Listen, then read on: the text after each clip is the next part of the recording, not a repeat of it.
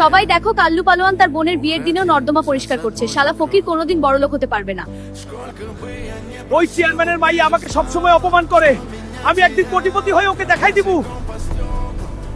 শুনেছিস কাল্লু পালোয়ান, রাজকন্যাকে সাপে কামড়েছে, কেউ যদি সেই সাপকে দিতে পারে তাকে অর্ধেক বেতন দেবে। কি বলছিস মন্টু? কোথায় পাওয়া যাবে সেই সাপকে? আমি ধরে নিয়ে আসবো, পাশের জঙ্গলে পাওয়া যাবে। ঠিক আছে, আমি যাচ্ছি, সাবধানে যাস। এই জঙ্গলের কথাই তো বললো, কিন্তু কোথাও তো কোনো সাপ দেখছি না। এদিকে অর্ধেক রাজত্ব আমার লাগবেই।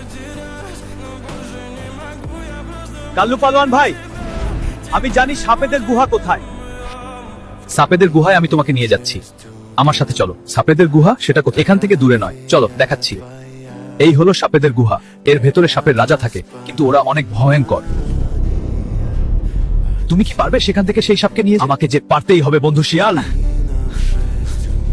বন্ধুরা, তোমার যদি পরের পর্ব চাও তাহলে কমেন্ট করো, তাহলে খুব তাড়াতাড়ি পরের পার্ট নিয়ে আসবো।